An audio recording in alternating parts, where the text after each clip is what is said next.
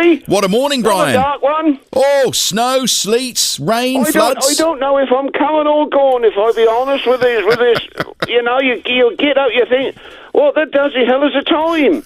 You know, and then you look and you think, blast, he'll be phoning soon. So I frapped about this morning. I'm a bit behind, you might say. Well, it's lovely to have you on the programme. A lot of people... You reckon that's going to snow, don't they? Well, it has already, yes. It has been in some places. Well, it ain't snowing in Melton at the minute. In Newmarket, it's on the roofs and it looks like a Christmas card.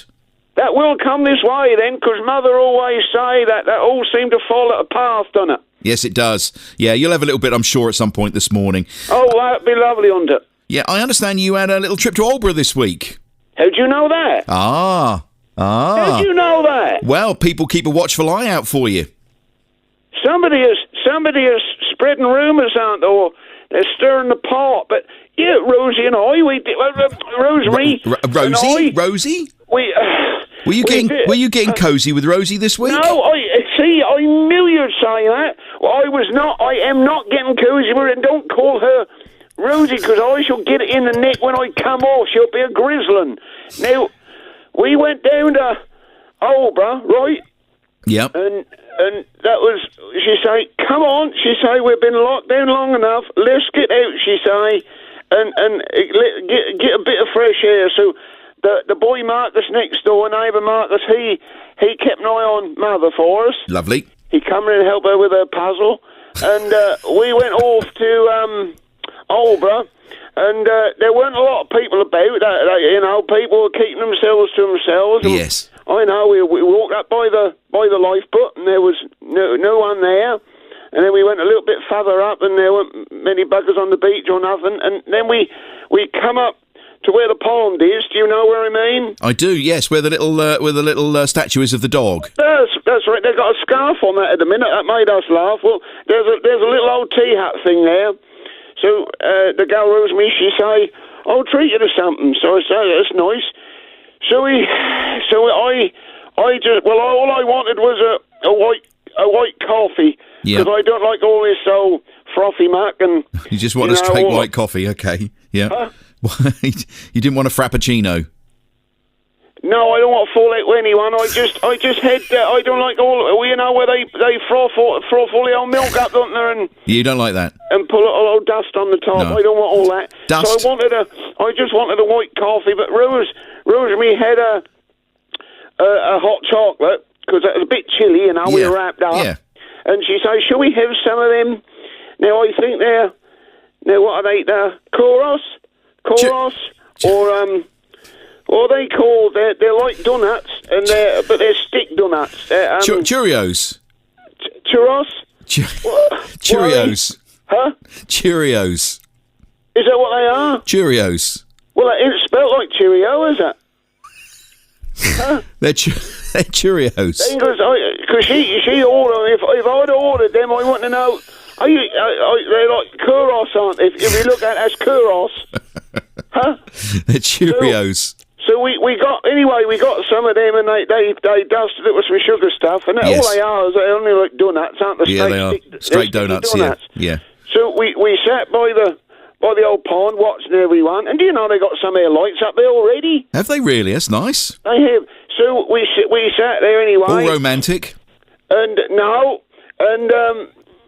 all of a sudden this ruddy great girl that come in and that sat on the pond and that looked. And I say, they are, look. I say, it's like a magnet. If you've got food down there, they just appear, don't they? And that sat there, and I tell you, Leslie, Mark, that sat there, and that didn't move. That just gawped at me. Do you know what I mean? I do, yeah. And so we were tucking into these churros things, and then I sort of got one out of the bag, and as I brought that up, one come from behind me. And that started hot, and that grabbed it, and that took it, and so I grabbed the bag off Rosemary, and that split open, and the last two fell out. Well, I tell you what, there's about half a dozen seagulls come in there, and they were flapping about. Rosemary, she got her old scarf, and she's going, go on, she's bugger off. And I tell you what, though, boy, they've got to do something about this, because if I hadn't have been there, I reckon she'd have got attacked. Oh, really? Oh, crank, it was that serious, was it? I took my old cap off and I was shushing them away. They took them but do you know what that girl Rosemary went and done? What did she do, Brian? She went back over and she bought another thing of churros or whatever they are. Cheerios. And we then went up and sat sea wall near the shelter. Yes. And we Was it safer? Oh, you had them there. That's lovely. How romantic. Yeah. What's all this? Now, you'll know, because you've been speaking to Hancock this week. Yes, Mr. Hancock was on the programme, yes. Well, I sat there listening right the other day, and you asked him about Scotch eggs. Yes, I did. And is that right? He say we can eat a Scotch egg? Yeah, a Scotch egg is classed, he said, on this programme, is classed as a substantial meal. A Scotch egg, yes. Well, how is that right?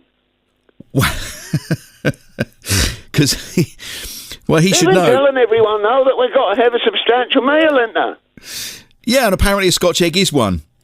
So if I took a Scotch egg into the Crown, I can sit there and have a pint, can I? Well, I don't know that you could actually take it in yourself. I think they'd have to serve it up to you, and you'd have to pay for it in there. So if all right, then ask me this then. If you go in there and I want to go in there and have a guship, right? Yes. And if they then give me a free Scotch egg, yes, I can have it.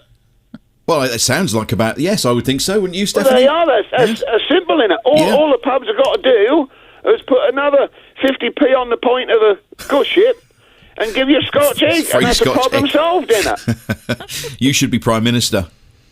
I don't know where they get these things from, Leslie. I sit and I listen. Why didn't they just say pubs have got to shut, restaurants can stay open?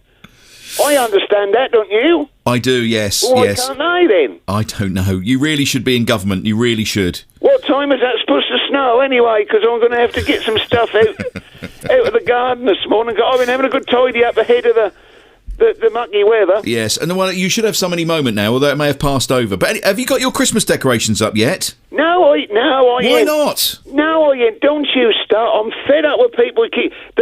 The neighbour Marcus, right, he's got his tree up now. He ain't put nothing else up because he's got one of these lean-tos on the... Well, it ain't a lean-to, that's a... Conservatory? Conservatory, that's right. Yes. And he's got his tree up in there. Yeah. And I come out the other night and I said, look at this, look. I say, he's got his ruddy tree up, and then as you look around, right, at Melton, there's people putting them up outside. Yeah. And I am not putting them up. I might put them up if you stop gagging. I might put them up next week. All right, you be careful doing it. Because I know they are putting them up, and they say, "Oh, that cheer us up." That don't change nothing, do it? It looks pretty though. I've got some messages for you. Okay, Ben lives in Melton. He says this guy is a legend. I live in Melton, and I wish I knew him. Just look for the house with no decorations up. What? I tell you what, he consider himself lucky living in Melton because house prices going up. They are. If you've got a house in Melton at the minute, you're lucky because who was that I was talking to? Was that the boy Billy? I don't know if I was talking to the boy. Someone or other down at the Melton Fish Bar the other day was saying, hey, you're seeing how the prices are creeping up. Ooh. And I hadn't noticed, you see. That's since you become a celebrity, Brian.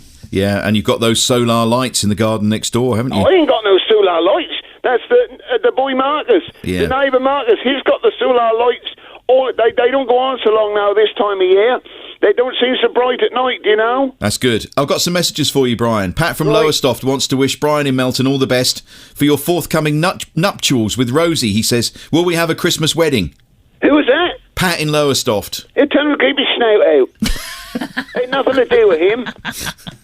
I am not getting married to Rosemary. Okay. See, that's all your fault, Leslie. You start, don't you? Sorry. And then they all carry on. Julie's been in touch as well. Look, we can't do all the messages that you get through because you get loads, but we've got a couple that we're going to do today because this is very special. Could you or Brian, best you do it really, give a huge shout out to Tom and Helen at the Lion in Theberton, who at the 5th attempt are getting married today at 2:30 at Ipswich Registry Office, and tomorrow they reopen the pub as Mr. and Mrs. Lagden. Send them congratulations and all the best for the future, says Julie. So that's Tom and Helen, Brian. Tom and Helen, and they're getting married today? Yes, it's the 5th time they've tried it. What, did they like each other, or what was it? I think they couldn't get where they wanted to go. I don't think because of the restrictions. The old bugger's got in the way, have it? Yeah, it has. That old bug. Yes. Well, then you know what? That's lovely, isn't it? Yeah, it's lovely. When we're next out, where is it? Theberton. Yeah, That's not far away. No, when we're next out that way, we might pop in there. Good. And finally, before you go, would you say happy birthday to Poppy in Wheating? Do you know Poppy is 7? Oh, that's nice, isn't it? 7. 7, yeah. And they got a tale to tell when they get older. Yep. And, they'll tell the little old kids all about the bug. Yep. And then we all had to have the jab to get rid of it. Yes. And all that. So Poppy is 7 today. Yeah, 7 this week, yes. This week. Well, yeah, Wednesday. Happy birthday to Poppy. Poppy, yes. I hope you have a lovely day, darling.